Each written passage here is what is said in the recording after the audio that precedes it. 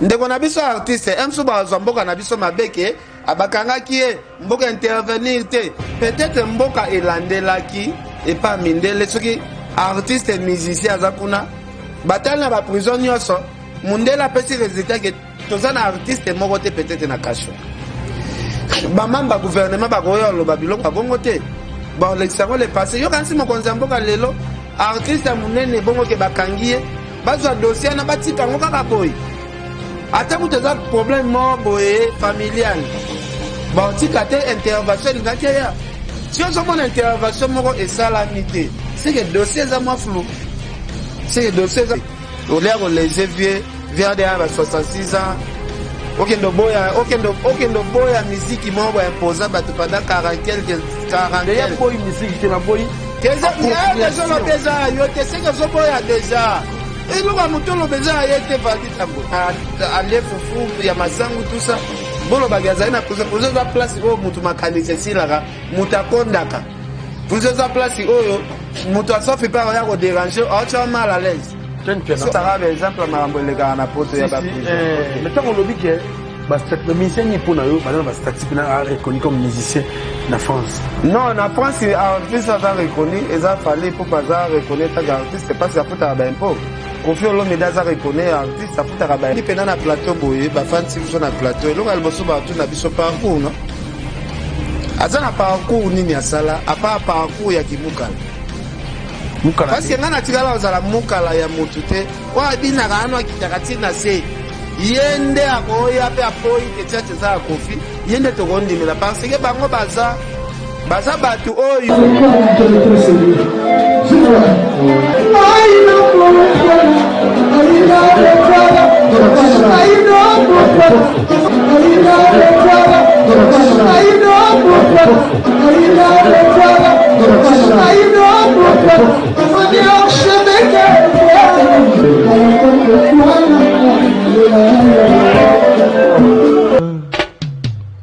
Haïdor Bokwala, le Brésilien Djile Kouyaté.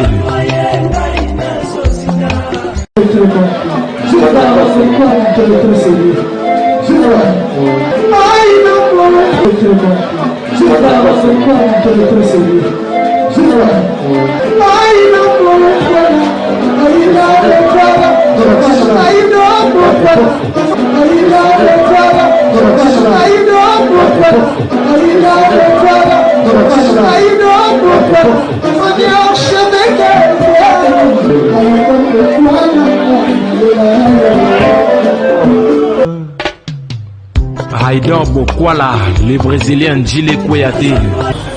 Voilà, bonjour, bonsoir à tout le monde qui nous soit. C'est net moment, ça n'est pas de l'heure à laquelle que vous allez recevoir cette belle vidéo qui est présentée par le vôtre Valdi Tambo. En tout cas, Bana Poto, Bana Mokilimomba. Merci surtout, la patience, fait confiance ici, la raté vraiment à l'endroit Nabiso. En tout cas, ça Nabiso et l'Enguero Sarante. Surtout, tout le monde a une suggestion, n'a pas remarqué beaucoup de la Rabiso. Poto Salamoussala, Nengebino Bolinga. En tout cas, merci à maman Lisette Lokange. L'Ifoku, une femme pas comme les autres. On a pêché un beauté depuis Paris, ma mère. Pourquoi pas bandon sur Basangana Bona Kata restaurant Yolo Zona de Las Frère Maréchal Souveillé Sana Bandeko Basangana Bona Kata à Molenbeek papa na biso boss Placide Ebio na business class. En tout cas naza bongona Haïdor Bokwala na ken pena makizembe avec bango to menga ko lobela toujours d'être lobela. En tout cas ensemble na ndeko na biso Osé Mukulu na ka fungola poto banda bon communication na biso mbala mo na pesa ken pena makizembe. Bonjour ken pena. Ouais, bonjour Valdi, bonjour na bandara mingi par prophète Emmanuel Dodi. En tout cas bonjour Haïdor. Prophète Emmanuel Dodi na pesi bambote lobi tozalaki bongo na yolo. Tokenda otala mama oyo na prometaki keno makambo sida. Tokenda na famille wana tozali na Haïdor. Tokutanaki na famille wana tosolaki mo masolo ebele. Mais ba image wana to traiter yango, je pense eza témoignage moko vraiment très grave. Merci prophète Emmanuel Dodi parce que solution aux autres là vraiment bateau vraiment ça a un plaisir à tout côté la témoignage à maman donc merci. Bonjour Haïdor Bokwala. Bonjour Valdi Tambo les sages, bonjour Kenny Piana, bonjour Naba Franchignon ça. Au bord de la biso surtout le prophète Emmanuel Dodi. Ça va franchir Piana donc chaque dimanche tous à 4 églises. Je pense que Kenny Piana lobby dimanche oyo. bon la binomoro commentaire trop ça il y a représenté bon la témoignage moi peut-être ko booster to ko changer trop ça courage na bandoko et belépé ba ozali baku ya la témoignage ya maman wana ozaki bon miracle pour ne pas te vendre trop wana déjà na profiter repé ça merci na bato tout batala rabiso merci na appel puis ba commentaire na sengara bato ba s'abonner na Aidor Media TV, Aidor Media TV, et ça la pega plaisir. C'est une façon aussi de soutenir votre frère Aidor. Nous avons passé la RRT et pas à la sécurité maloba. Question n'a la réponse n'a pas. C'est un enfant n'a pas qui parle franchi. Aidor beaucoup là. Maïnio so au monaka. Tout autour il y a prophète Moïse et Emmanuel Dodi. Et de ça la connaît une attaque avec mon Christ. Nazala sincère. Moni Valdimon suis grande dans une famille chrétienne. Bana botama na ebinda ngate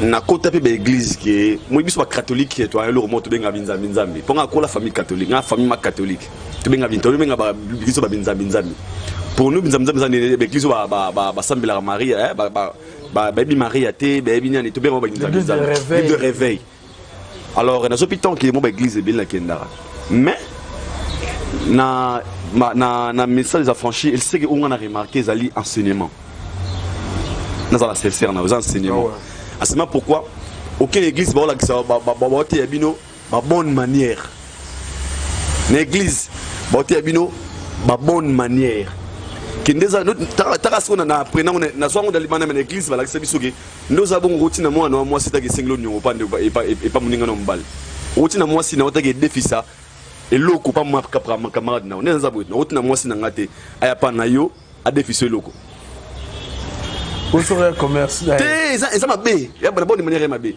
parce que c'est une façon de exposer sa femme on a routine moi na ngate akende ko bake kende kuna kende fo zonyo na pa et papa qui est piana tout le monde a collimon na moi si na routine d'été c'est une façon d'exposer la fille nous sommes ça ba éducation oyo pe na église ba te ya rasko yango et lo wana mdetikanga na ba comment dans une église ba roter ya bonne manière passer par de bonnes manières ndé mutakoma appeler sa image de Jésus-Christ ba goza chrétien faut ça ba bonne manière conduite et ça la bien na l'église nous ça la wana séminaire un miracle kuna ba comment vivre au pesa image ya Christ rien que par comportement na yo so na mona ngo kuna yo na mona qui a et le mot spécialisé donc c'est par là merci avec sincérité ouais et là on a complété par Aidor au moins biso tout tokenda prière tokenda sambela tokenda lukelongi nzambe tokenda luka un jour soko kufi okende lola ozana maboko ya pasteur nini parce que pasteur o akotso lola il face à la pasteur oyo azozwa na solution ya makambo oyo zana ngonana peut-être ba blocage na yo ya nzoto soki azokoka kolongola ba blocage wana te comment aokoka charge wana ya okotsa lola ozana maladi moko etungisaka yo pasteur place osambela ka depuis banda ko sambela yo maladi wana ezwaka solution te bongo solution ya kolongola yo awa akoti solola est-ce que solution na kozwa yango soko moni to kangama na prophète Emmanuel Dodi eza par rapport ya ba miracle autre monde n'avait pas prophète Emmanuel Dodi ken piana lobby azalaki na via difficulté à travers prière ya prophète Emmanuel Dodi difficulté aneza sauté ken piana azalaki piéton à travers prière ya prophète Emmanuel Dodi ken piana longwe piéton akomi mutanso ya mutuka ken piana azalaki muto marambo zotambola bien te ba blocage est-ce que blocage eza maladie moko boye oyo ezalaka na nzoto ya mutu parce que mutu oza bloqué makambo no nyonso osala eko avancer te déjà makambo na yo ozosala na vie ezo avancer te okoma na kimutema mabe okoma koyina bato babenga yango convoitisme ozo comprendre donc ezali maladie moko grave déjà mpiaka eza déjà maladie yango mona ozokende na église comment mutu na vie okozala na talent moko ya grave mais talent wana ezobrûle te talent ezobrûle te pourquoi parce que opération ya ba blocage nyonso tout oyo tokutanaka nango ba opération na nyonso valide ntango esalemaka na butu bato basalaka opération ya kobloke bavi na biso bandoki wana basalaka ba opération wana na butu siko il faut kozala na mutu moko oyo aza na nzambe ya makasi oyo alongolaka mutu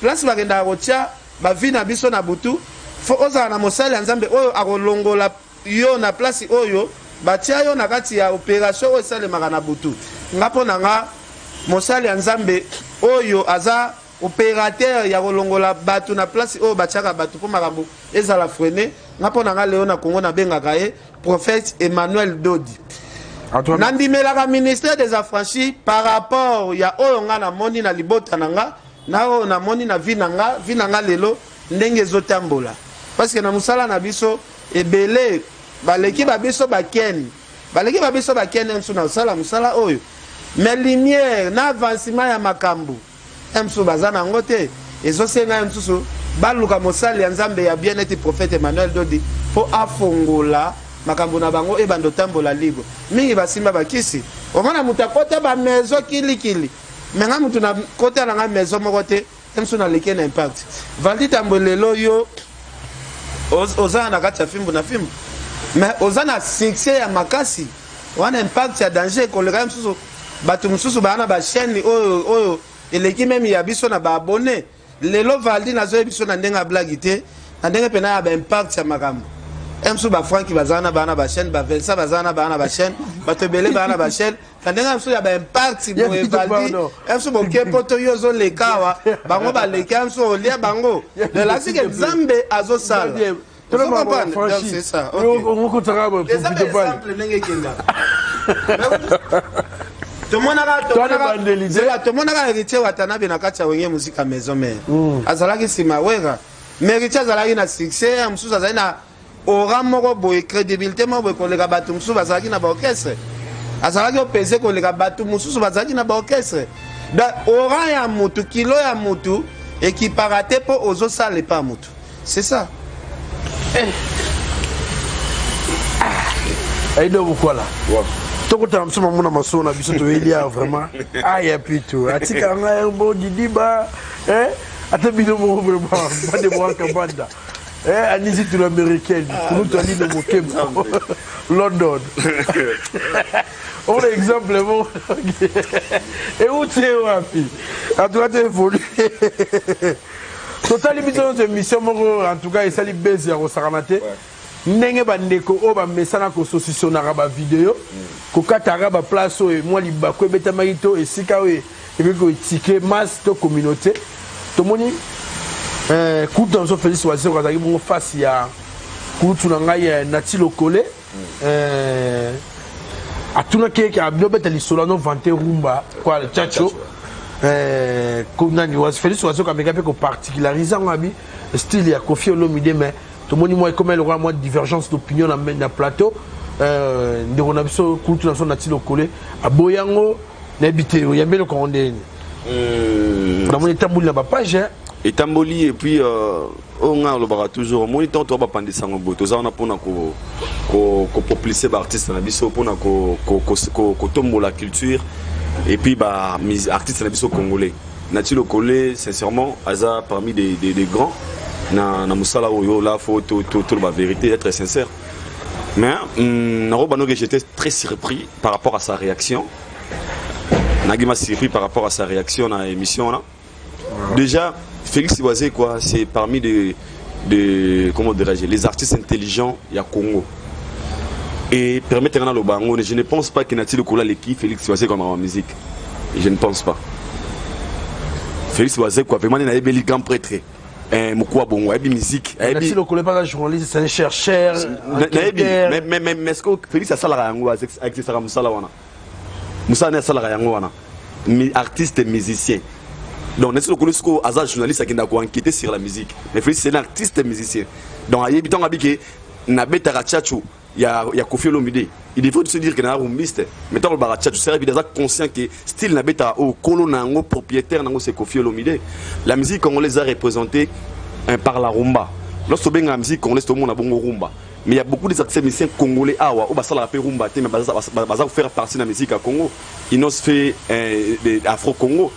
Le faire basala ba rumba pour preuve fallait le bara na beta rumba na musique à libanda parce que rumba musique na toko musique na musique à libanda et nous tous te dit que Koffi Olomide sala la chacho bien sûr dans l'album na mususu pe il y a dérivé vers la rumba mais ils a purement rumba te o ma weleza yambala o rumba bina mabongo ta et à Tchatcho. Si on a connu aujourd'hui Tchatcho, c'est grâce à Koffi Olomide.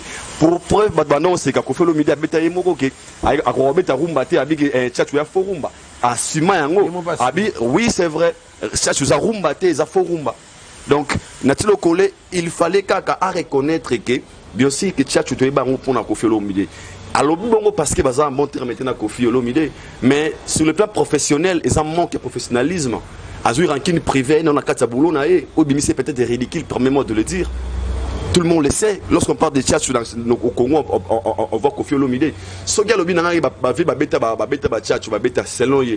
a vu tous les assemblées congolais, papa Wendo, Tia Souka, on les a remis. Madilou système, Pepe Calais, Franco, rumba. Qui est cet artiste au Azoatan Europé Sabiso comme à part la rumba? Non, c'est Koffi Olomide qui a déformé Géwana. Avec un abet à Tchatcho. Un jour, l'artiste musicien Ferrego là, à l'écart d'un plateau, moi, le que Tchatcho est un rumba. À quoi c'était? Tchatcho est un rumba. Il y a faux rumba. Parce qu'il y a beat sur Tchatcho, il y a un petit groupe beat sur rumba. Alors pour notre frère, un Natilo Kole, des fois, tout sur Barankin, tout le côté professionnel. Et ça, là, tout le monde est ignorant. Parce que c'est ce qu'il a fait. Et ça, le coup là, je suis sûr et je suis très conscient que Natilo Kole est que Tchatcho est style à Koya, Koffi Olomide de Mémaï. Te mayepe à lobby belé te ma lobby ka juste que eza style au Koffi Olomide a coûté en musique. Mais tu dois produire pour naïe avec un été valorisant on a coûté en musique. Mais déjà partir là on n'est pas Koffi Olomide, c'est comme si à mon avis moi si j'ai mon tabou quoi. Il y a pour moi oui. C'était juste une façon il y a ko lingate que Félix Basso qui appelle sa Koffi ba éloge. C'est simple. Pour ceux qui bon terme na Koffi al ngalo ba maramba lobité. Parce que Félix ali secret. Félix va bien na beta Tchatcho et OMC la Koffi Olomide. Il y a Koffi Olomide. Donc même il faut voir qu'on était surpris. Il y en a vu que c'était juste une façon, il y a Rolingate que Félix appelait ça Koffi ba éloge qui n'était pas bien. À l'égard il y a un niveau ça tant que professionnel. Moi je pense que ça a vraiment professionnalité par rapport à Makamona parce qu'aujourd'hui au début Afro Congo. Un jour on parlera d'Afro Congo. Musique est-ce que la musique ça a déjà mais aujourd'hui sur maintenir. Lorsqu'on peut avant parler d'Afro Congo, on voit Inosbi. C'est simple. Mais avant Kamele Mokonzi bazalat. Kamele Mokonzi banani ba Marshall Diso ba Pachabay. Mais qui a mis dans nos têtes que l'Afro Congo existe. C'est Inosbi. Même que Koffi Olomide. Donc on doit compter la personne qui a la personne où a nango boé, où a sima qui kolbake, ngai rumate ngai Tchatcho. C'est Koffi Olomide. Merci Aïda. Donc moi vraiment quand on a vraiment de Gonabiso, grand frère Natilo Kole vraiment l'ongola barankin privé na professionnel. Comme mission ridicule. C'est pas la première fois, c'est la deuxième fois. À ce logo. Première fois d'ailleurs. Alors aboya Koffi na télévision que nanga lo bané boé. C'était pas bien. Et ça le rôle là alors que ça un numéro à l'égard de Koffi Olomide. Koffi ça icône na musique à Congo. Il mérite de respect na biso tour de ça Moussalao. Parce que dans d'autres pays on parle de Congo na combat Koffi Olomide. Mais tu parles de respect dans la réciproque côté on a. Mais respect oui les respects réciproques. Oui pas argument c'est comme si Koffi peut à les acquis dans Ramoussou. Une personne comme Koffi Olomide de vous accorder déjà une interview au Vandi Bobo Seka, c'est le respect, la considération. C'est pardon. Donc Koffi Olomide ce qui a accordé une interview. La considération. Mais hormis interview à Salio Mabé mon songolo pakala. Le faut bosser na Mabé on a pas plus. Mabé ango ezaki c'est le pas professionnel. Il faut se poser des questions parce que la ranking privée na professionnel les ali. Quand vous humiliez dans l'émission dans le milieu on a plein d'exercices on peut comprendre ngene on a besoin à l'obé si Koffi Olomide un Jonathan Bilari. Ezaki pendant qu'il exerçait son travail. Ah bien non mais c'est Koffi Boui. Il avait peut-être raison mais où est cette émission où Koffi Olomide manqua Natilo Kole respect? Ça n'existe pas. Merci Aïda. Donc moi quand on a demandé Natilo Kole na moni a kenenge un peu moi trop mais sinon faut vraiment tous être très professionnels pour protéger aussi pour valoriser nos artistes. Mais les et ça les là-bas tu es belé. On a un conseil européen ça. Merci Ken Pianama Kizembe. Réaction à Natilo Kole face à Wazé quoi pour na Tchatcho. N'habite yo yambi en nini. Bon, Valdi ta mamoni bato ba Holanda biso, ba intellectuel de bazala rebelle, bazo ba pena bazala ka mwa muke. Omoni vient na biso Koffi Olomide makambo ya Tchatcho oyo. Abandon lo belango déjà ba 40 ans passé, je pense lelo na Congo na mboka na biso toyebi ke Koffi Olomide aza parmi ba artiste oyo ya rando asala ba rando na ba artiste musicien ya minene nyonso ya mboka na biso peut-être tokolongolaka ata Boulay ba papa wemba ba passa ba grand moment ba grand rando na ba ve na sumo pa ya blague te babimisa ba vérité ya Koffi ya ndenge na ndenge metoka te babimisa vérité moke still chacho aneza ayete papa wemba déjà na munoko na ye papa wemba oaza grand prêtre neti papa wemba atikala ko contredire te que still wana ezalaka ya Koffi te eza still moko ezalaka déjà ba grand prêtre neti ba papa wemba bandimaki still eza ya Koffi Olomide ba grand prêtre neti ba King Kester oyo ezalaki vine mobimba ba émission soki aleki boyebi ke ayende konyata Koffi totikala oyoka place a contester te ke still chacho wana eza nango miziki moko boye Koffi akutango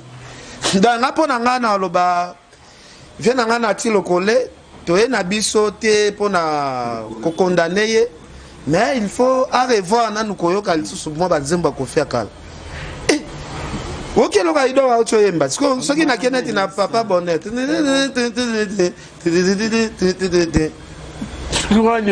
mwanango ya mawa siko zwa nzembo wana siko yoka ritima oyo ezalaka na kati alanga nzembo lokola angelu so zwa nzembo wana osante kichacho ya ritme oyo bameise nyonso babeta te osoka mpa azwaka rumba na ye adeforma ngo na ndenge na ye imposant style chacho siko lelo tokoboya po tosepelisaka afali pupa ou bien na sentiment kaka boye o déformer histoire moko boye o eza reconnu to déformer en plus est-ce que mutu akoexplike biso ke style chacho wana ezalaka deya style moko boye Koffi akutango est-ce que eza na ti lokole bagrand pote neti bapapa wemba baking Kester baexplika biso bongo te bata Boulay baexplika biso bongo te bapepe kale baexplika biso bongo te bamadilu baexplika biso bongo te ngana watanga bato bakufa oyo bazalaka mpe ya Koffi azolobela chacho oyo bazalaka mpe bagrand prêtre koleka mosu Koffi Olomide oyo basala batourne ya danger bagrand prêtre neti badefao balobela biso bongo te ya na ti lokole soignez-moi image kosala biso bien parce que Koffi Olomide akufi nanu te kozwa style na ye mbala moko kobamba ngo na se bongo ce n'est pas bien c'est même beaucoup sele makambo ata un jour aza te eza neti lelo lobi mpe oloba tiala mwana mpe moto ashi wana eza ya ye te toana deux personnes oyo bakrea bastyle ya miziki na bango baza mibale mama tiala mwana na Koffi Olomide c'est tout mais so motu mpe oyebi soki motu ashi wana ils ont déjà autochtonité à Balouba. On a créé ce débat. Non, créé débat dans le sens que et ça la bango kuna mais mutoa ye kabimisi anga valoriser za mama chalamwana. Koffi ba roza la zaina bâtiment ba beta rythme mo bo zo ki amsusu et pas bâtiment bo e biso pe to ebité. Il est peut-être à valoriser. Les gens qui viennent à biso mabele elisi. Azana mo style na ya za. Ça comprendre quel bien yo tali barrière té yo tali ka vitrine malamon c'est ça non mais oui c'est ça mais nanga tali na vitrine c'est tout d'avoir na ti lokole to na biso te to loba mabe pona ye mais a ta la rétroviseur moi muke o l'air les vieux vers de 66 ans okendo boya musique mo ba imposer bato pendant 40 quelques déjà boy musique te ma boy déjà le beza yo te c'est que zo boya déjà il loka mutolo beza yete valdi tambwe eza ti montre nanga na lati boye na ti lokola beza ngo montre ken te montre neza batum sosi balatango mais na beta ve nanga likofi ko na beta pena likofi soki naza sur place que montre nanga wana il faut l'accent pour na yelo na ba catalogue pour Koffi aza na catalogue ya chacho Koffi aza na carton ya chacho oso comprendre Koffi aza na usine ya fabrication ya chacho pour avoir le preuve sur preuve oso comprendre oba vient na moboy azalaka nsoto mikeboy wazalaka bina et tout na wazo kitati na se on comprendre vie wana nde peut-être akoye la biso lisolo bongo swati chacho wana ezalaka nango ya Koffi te oso comprendre yenda ko relante biso lisolo wana ki azoka ngo kutu place parce que vie wana ndazaki parmi ba fondateurs ya quartier latin vie wana ndaza source ayebi Koffi très bien so vie wana kutu atikali koloba biloko boete parce que vie wana wa bina kana kitaka tina se yende akoya pe aboyi ke chacho za kofi yende tokondimela parce que bango baza batu oyo babandi na kofi ya kofi banda mouvement quartier latin ezalaka ya yenanu ya vie wana vie wana abina kwa kitaka boye kwa kitaka za na sengle wana quartier latin ezalaka orchestre na ye après vie siko misu makasi pe amelie move ezalaka net église moko boye oyo ya munene ezalaka na bandana ezalaka père moko père ana pasteur wana ake mwa c'est là que pasteur wana ake tour na poto eraye vient na biso boxer aye abive au côté sur église au tête bengani mbala mo église etikala ya grand prêtre zana ozona muke ozo comprendre zona muke lobi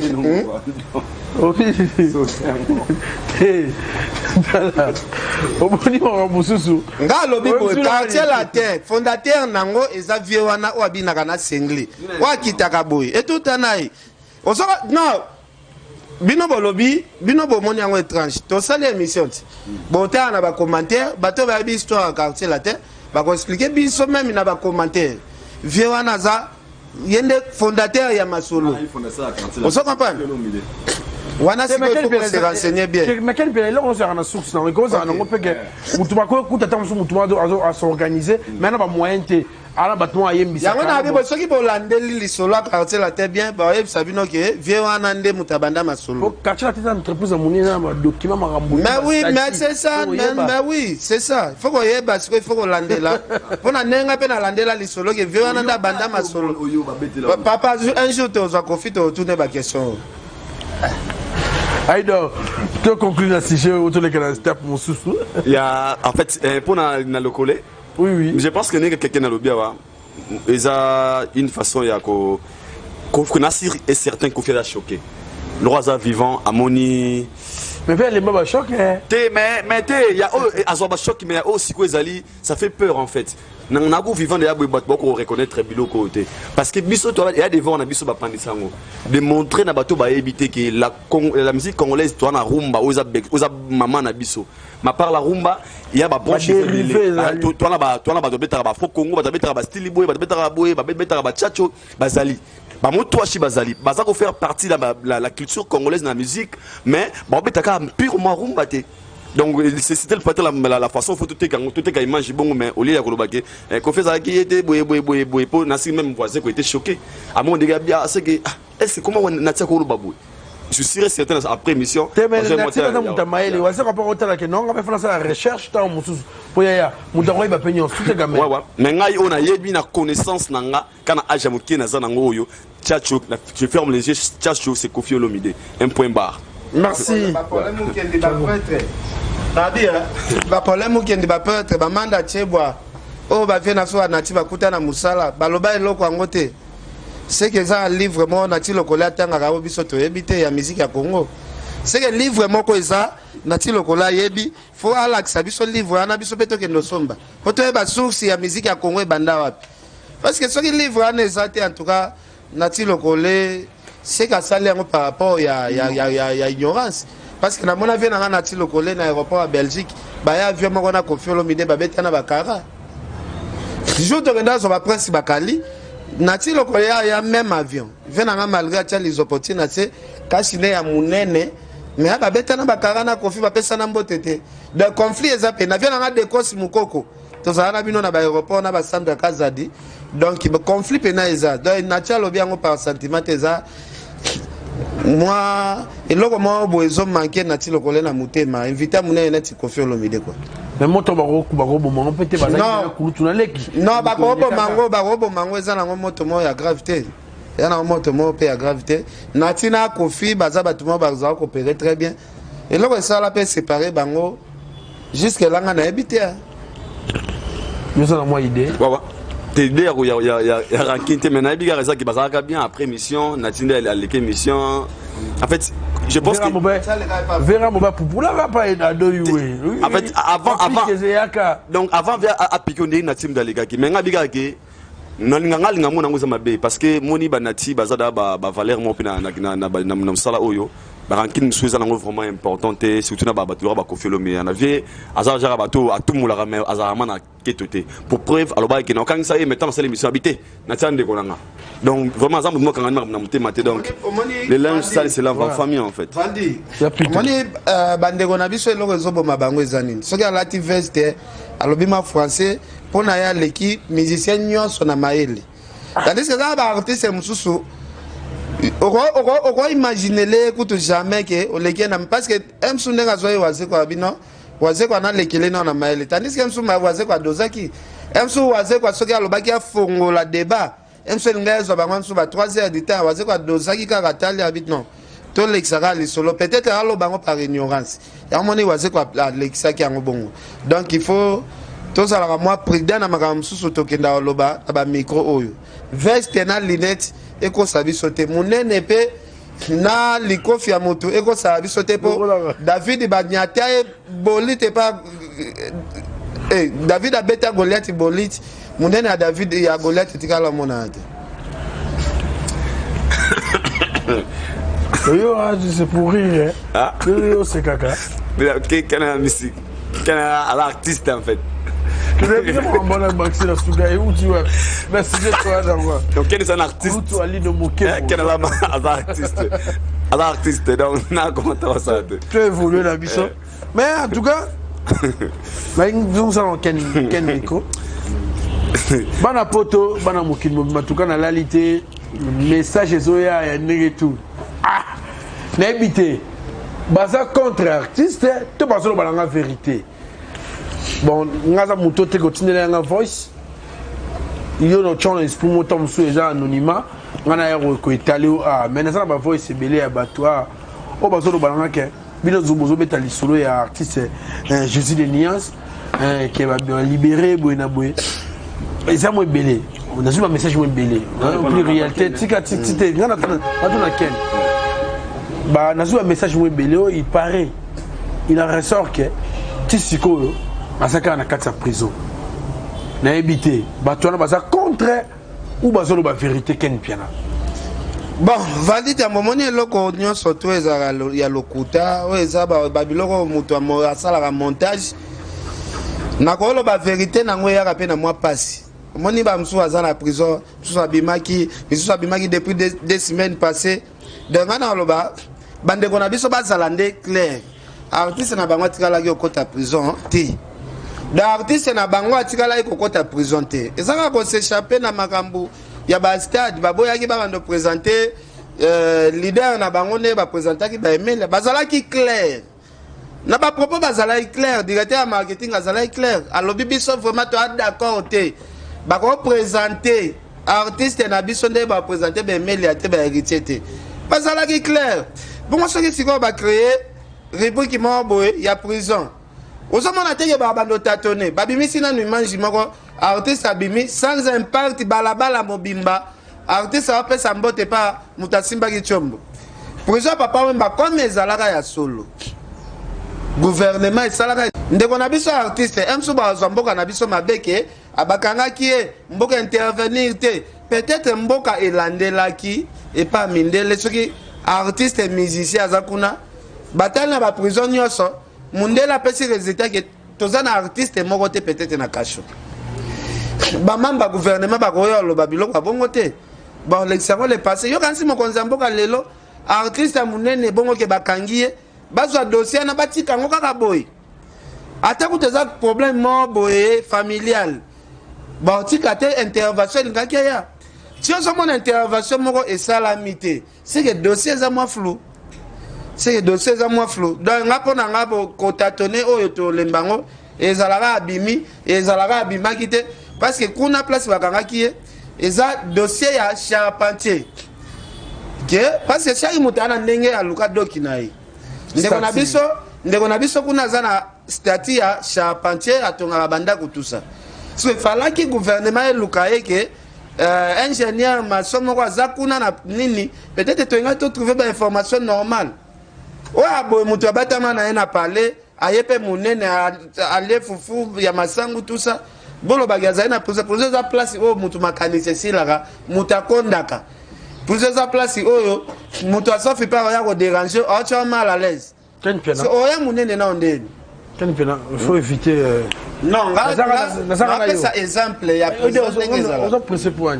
Nagana quel pena makizembe. Tant on que statut ezalaki nango kuna aza nango char parce que toboyi te toyebi ke poto eza na baréalité ebele tomona moto mosusu biso obengaka validi tambo donne kuna document na ye akoma kuna azalaka ntango mosusu nikes bayaka opesaka baexemple makambo elekaka na poto ya baprison mais ntango olobi ke bamusicien nini mpo na yo baza na bastatut mpena areconnu comme musicien na France non na France artiste aza reconnu eza fali mpo baza reconnu taka artiste parce que afutaka baimpo Kofi Olomide aza reconnu artiste afutaka baimpo na France so toni baartiste ebele est ce que na France oza reconnu etant qu'artiste ebele bakoso na micro mais mpo balakisa document na ye statut azwela na France balakisa document te parce que impo afuta ere ofutaka déjà impo na France te so oza considéré te etant qu'un artiste bafali bafutaka baimpo yango moni baconcert mosusu afali bokoya botelemela ye boye akende prouver pas bafrançais baimpo afutaka ya mosala na ye très bien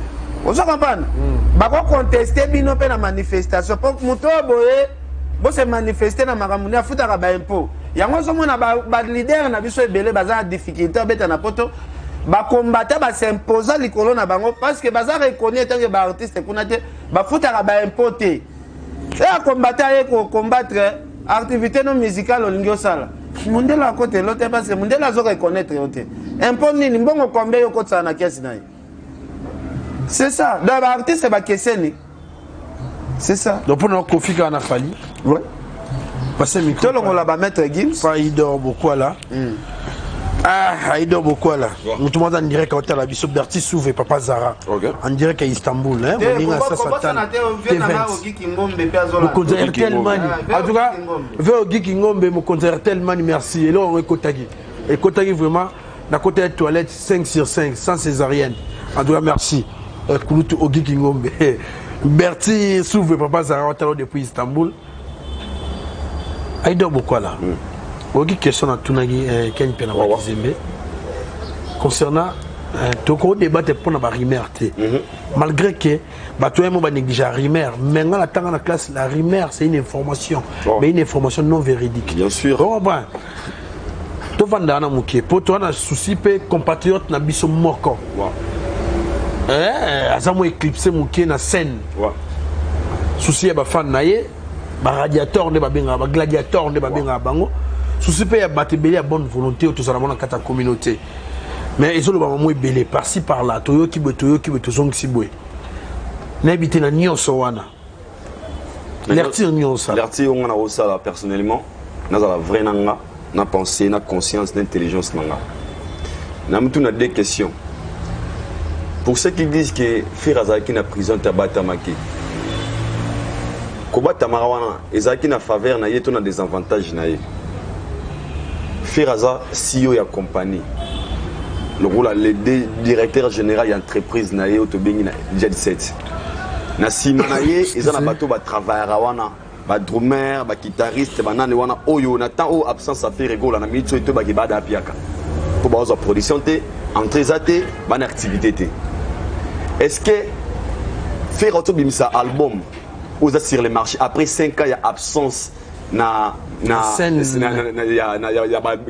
album en fait avec 5 ans il y a absent abimisi album na ye oyo lingaki la musaye a marché les disques a marché disque absoba tourner azoba nini wana azalaki coach na The Voice si je me trompe pas bazoba coach mo boy azalaki na contrat na Guinée au fallait que beta concert ce ba wata bakendaki mutana ko privé makambo nyonso wana kaka pona kima mamba wenge ko to na mtu netaki mtamela na vie déjà za faux je ne pense pas mutuma ko linga a privé ba avantage ya ye a carrière na ye pona yango du côté de l'analyse personnelle, déjà comme ça la bonne côté. Mais pour n'abato baolo baké, abimité, ce qu'abimité, n'a pas de souci. Si réellement abimité, souci pour année, ils n'ont pas bateau ou bien communiquer, ils sont bateau y a staff qui abimé. Pourquoi? C'est l'image de l'artiste. Tant que c'est bango de bakine na bâti na réseaux sociaux, na page officielle. Babi, bola nagaga oyo zo pesa manakati ya page oyo. Ici ka mususu te, bolanda awa. Tout à l'heure sortie médiatique il y a frère Naé qui nous confirme que l'artiste est réellement zana prison parce que Asima qui mona boye nesinga na mtu na jusqu'à na bika dossier moko bakangela faire Asima mona lito ya beta mona Asima mona boye mona funda ye dossier kala bakanga ye c'est ça qui est dans ma tête jusque là siko soke zala qui a bimité na telle émission très sérieuse qui me dit que le 15 faire ozala na ba artiste na ba fanatique na ye donc il est communicateur, ça chargé à communication et à faire rigoler. La bouche autorisée. Jour J-5, hein? Jour J-5. Donc, tant qu'il y a le bien à la télévision, c'est que fait rigoler la Zalibanda, réellement. Parce que, Trisha Legui n'a pas le bain, ça les fait, ça même ma t-shirt. N'a pas page, bah, mot, et puis, tu as raison de avant, na profil de Trisha au monde, avocat n'a pas moi mundele. Par rapport d'ici les 15 à faire il va sortir. Donc tout Congolais ne pas faire. Il va sortir où? Prison. Donc tu es dans la prison. Non, l'être avocat le barango avant bima. Tu es d'ici les 15. Avant les 15, les avocats le bagina. Ils ont lettre dans la page officielle là-bas. Mais tout le monde est 15 comité abimi déjà. Sikoyo, le ken pena lobia, nazongo momuke. La libération de Ferrego là. Jusque-là, nous apparaître dans la sortie médiatique. Je suis sûr et certain. Les réseaux sociaux, je suis sûr et certain que depuis Abimi, je ne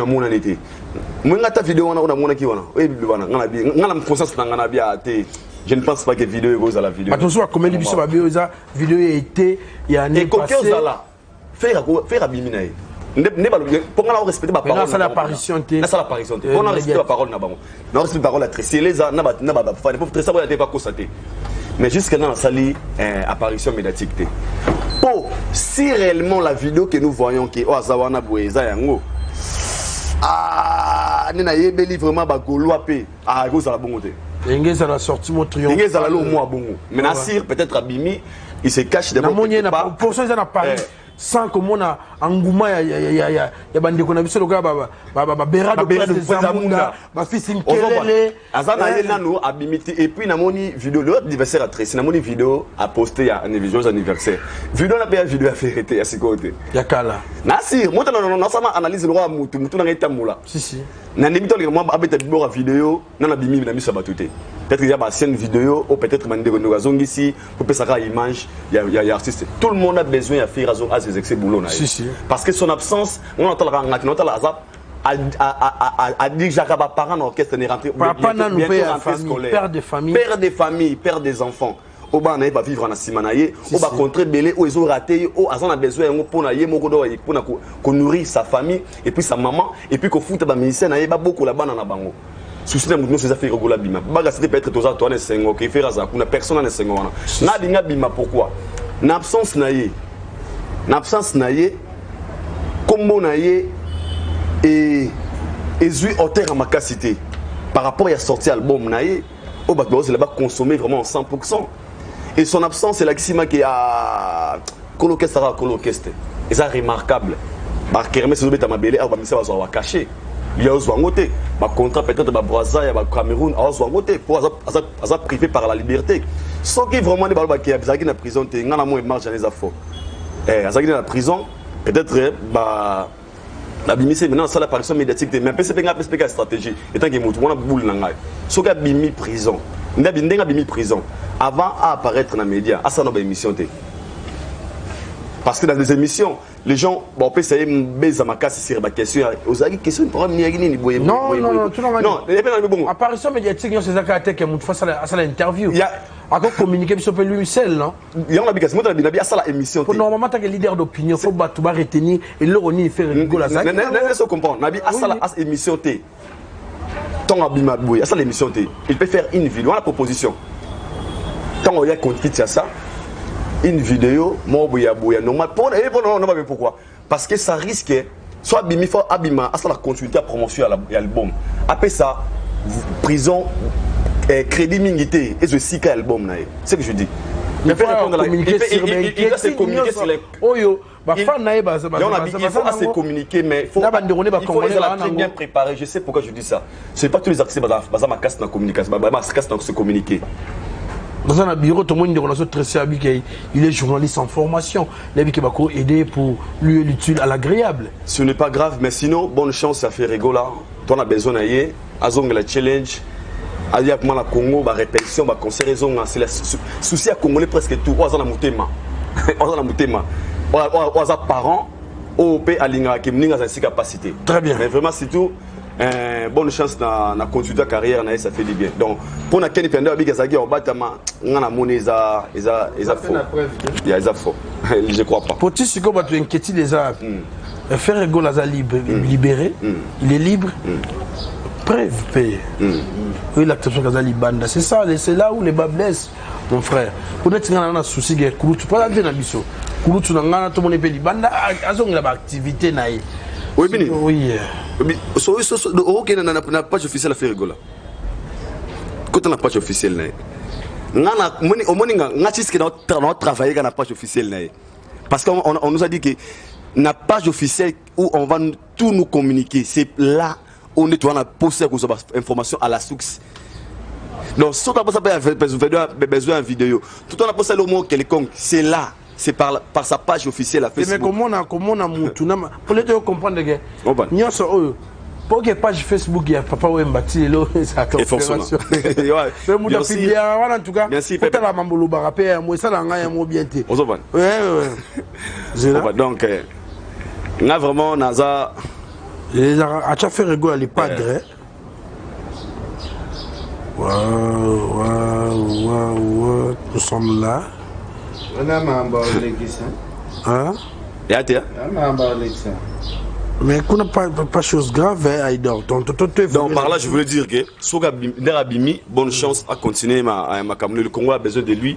La culture congolaise, toi, on a besoin d'aller. À ça, la boulot, tous les Arabes qui, Babara, au cause d'appel, si capacité au Bimi, le centre de rééducation. Et ça peut une occasion, il y a Yépé, il y a Rotala, et si Kani Zaki Bakwa qui a Bongisa, et puis marteler, c'est aux importants, promotion, il y a dynastie, et puis contre Zonga, aux importants, il y a un rôle basiré. Merci à Aïdor Bokwala, Kouloutunangaï, le PDG Eric Mukweso, Masolo à l'hôtel Abisso, Kouloutunangaï, PDG Eric Mukweso, Masolo à l'hôtel Abisso, prêtre, et Nebonga Mokambi à Maison Ephraim, Oapi, Balai Sarabanda, Koukito, quand on a pêché le mot de Kouloutunanga, Eric Mukweso, Babi Bourgeoisie, Oapi, Ken Penamagizembe. Tout le monde m'a communiqué, on a Abisso Tressi, les Arazabongopé, collègue Moro à Boulot, Autko et maître à l'endroit Nayo. Banga basala mwelo romo ba boy bakota kombo na ona katsa makamnae po bozo kabola ba qualité moroté sur le plan musala a beteli bisa prôner sur ba valeur nae. Il est journaliste habillé normalement sur ba beteli sur faut ba chaba komba collé na ba kulto so ba Jean-Marie Kassamba na ba Martin Engi ou ndona so lingi ya Congo mais bino faut ba chaba no Mupandi lui il est journaliste ba chaka côté ba Martin Engi na ba Jean-Marie Kassamba. Bon, merci Valdi. Et lobby as journaliste de formation tout ça. N'habite ce gars qui s'accompagne avec journaliste Sony parce que et lobby as journaliste il y a un niveau ce qui a ndengeni ndenga lobby il y a niveau na eza niveau ya Jean-Marie il y a comparé d'angate. Mais ce qui a fait du pendant na plateau boy ba fan sur na plateau et local bosso ba tout na biso parcours non. Azana parcours nini asala a pas parcours ya kimukala. Parce que ngana tikala ozala mukala ya mutu te depuis na bota mati lelo na sala na tikala ozala par mukala ya mutu te. Parce que aza mukala ya mutu te. Déjà olandaka artiste reta artiste mboka artiste oyo ane a valeur malonga te bakangi na prison awa attaché na malonga ya monde lobeli te. Communiquer nini ya makasi oyo si bosalela artiste oyo matisa artiste. Biso toya to s'imposer to bon nde bo finga fali to esikoyo to fande la fali. Siko bati fo batela la bilanti. Akena ye fali na artiste na bina mboka bazaki moi niveau mokoti. Toye na lakisi savoir faire nangana eloko liboso ba créer kana no soko yen na bitumba faut créer une fondation sentir la fondation fait la makasi na créer une sentir ya batu to bandi attaque to sina komba leader na ye oyo atia chef a chantier matonge place alalaka wana na surface chantier ya Matonge ponga jamais depuis na botama ti lelo nanu musicien moko te atianga na chantier na ye nakengelaka babriki ozo comprendre ye batia ye wana akengelaka briki akengelaka zelo akengelaka sima da sima soki ebungi déjà il faut soliste na bango aleka TV apese suspension un journaliste soliste moko ya orchestre akobando leka apesa ko ba suspension pa pamba en plus soliste yango mama na buriki a jeté buriki ya bongo ndaka apesa ba suspension donc nga kozala niveau moko na ye te bana njili babenga nga ebele yoka doso bien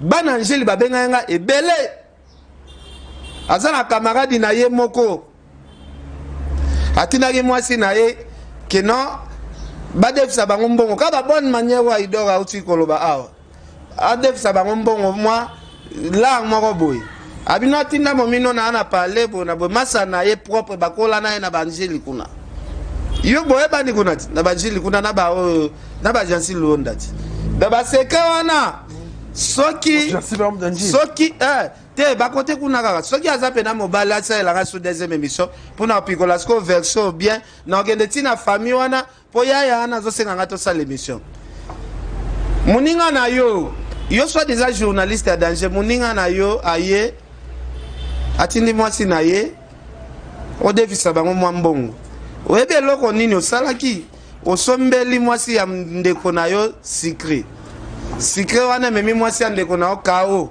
seke wana bato babenganga ebele seke wana memi mwasi ya ndeko na muninga na yo kao kento évoluer zela to évoluer te muninga no alamuki mwasi ya muninga no ayo kolamuka yaki 15h ayo lamuka 22h ayo lamuka boye ok batielaki ye eloko na kati ya secret oyebi makambo oyo osalaki mwana osalaki mwasi ya muninga na yo nano oyebi yango très bien donc soko elinga genre ya ba émission mosusu moi ne bofinga kati keli kutu boy ye kutu basala ke boy ngasi ko master no ana bezoto sa na interview a relantenga masolo nyonso salaki mwasi na ye tala genre ya comportement ya bongo